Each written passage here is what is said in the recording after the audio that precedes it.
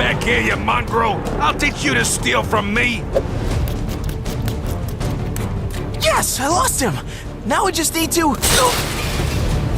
Oh. Great, now look what you did. It's all ruined.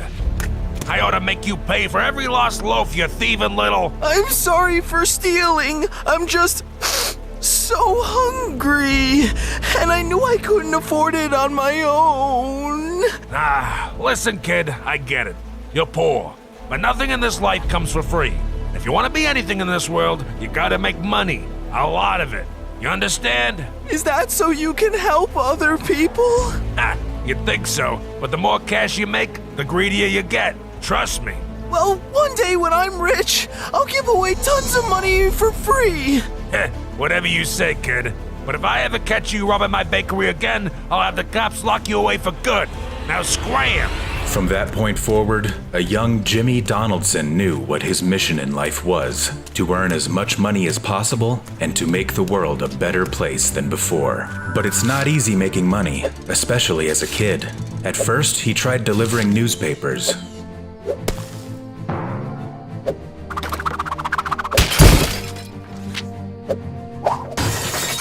But his clientele weren't too thrilled with his services. Then he decided to start washing cars. Almost every family's got one of those. Unfortunately, the customers all seemed to prefer his direct competition.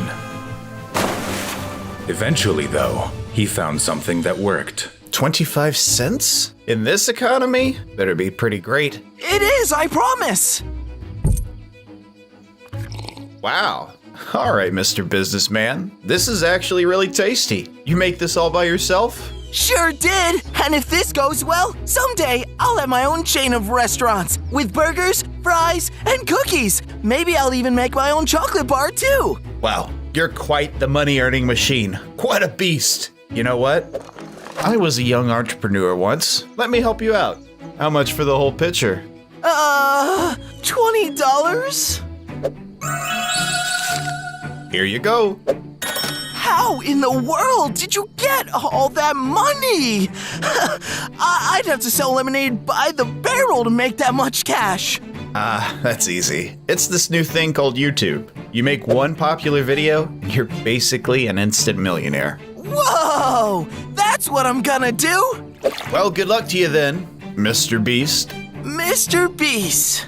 I kinda like that. With a new objective and a new name, Mr. Beast was determined to become a YouTube star. Only problem was, he was still broke. To make matters worse, he still didn't know exactly what kind of channel he wanted to be. All the most popular videos at the time were filled with hilarious comedy sketches or new parodies, but Mr. Beast was just a kid. He didn't know all about that stuff. So he decided to make his channel about something all kids enjoy: video games. Most of the money he had saved up as a kid went straight towards buying a computer, one barely even powerful enough to play games at all. He had to go dumpster diving to find the rest of the accessories. Now there was only one thing left he needed to begin his journey: an actual game.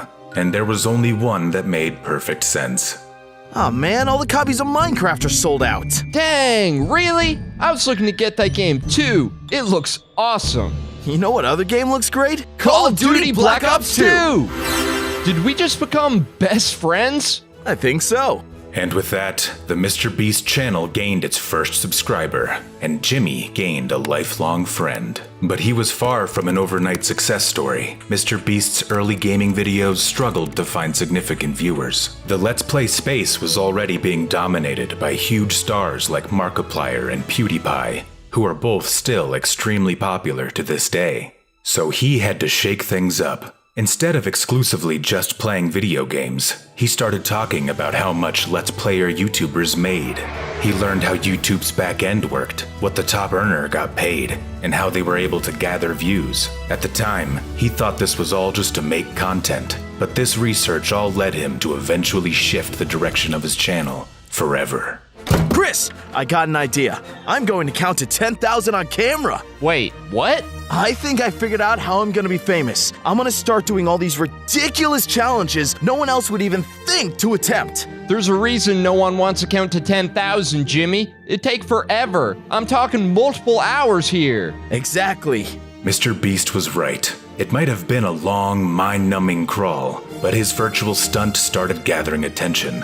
A lot of attention. Before long, he not only was getting millions of views on YouTube, he even had news outlets taking notice. Mr. Beast had finally done it.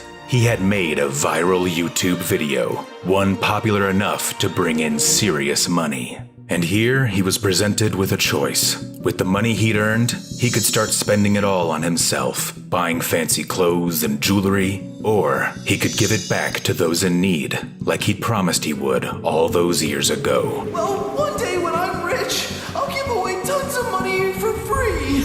For Mr. Beast, the choice was simple. He was going to be kind. He gave away money to those in need, tipping pizza delivery guys and Uber drivers, donating to small Twitch streams, all while he continued performing wild challenges that gathered tens of millions of views from around the world. Soon, his challenges started to become so extreme that he needed a fully dedicated space. And with a new space, he needed to assemble a team. There was Chris the meme god, of course, then Chandler Hollow, then Jake the Viking, who later got replaced by the fan favorite Carl Jacobs. In many ways, it was just the beginning.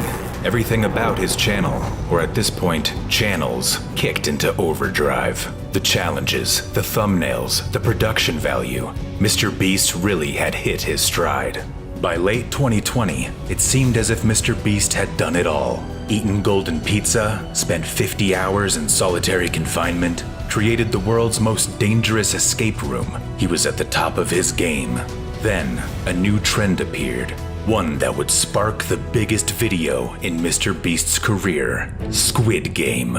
He decided to remake the popular show in its entirety, spending millions of dollars on production. It took months to complete, but in the end, it was all worth it.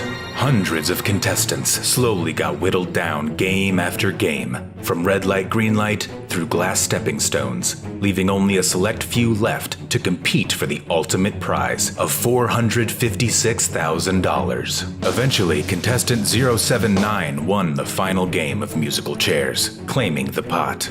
But the real winner was Mr. Beast, not only for building one of the most incredible sets imaginable, but for racking up his most viral video yet. So far, his Squid Game video has gained over 300 million views and has remained the biggest video on his channel. It inspired some of his newer content as well, like recreating the Willy Wonka factory. Mr. Beast has accomplished quite a lot in his young career, breaking viewership records, launching his own chain of burger restaurants, and donating millions of dollars to charity for Team C's and Team Trees. There doesn't seem like there's much left for him to strive for.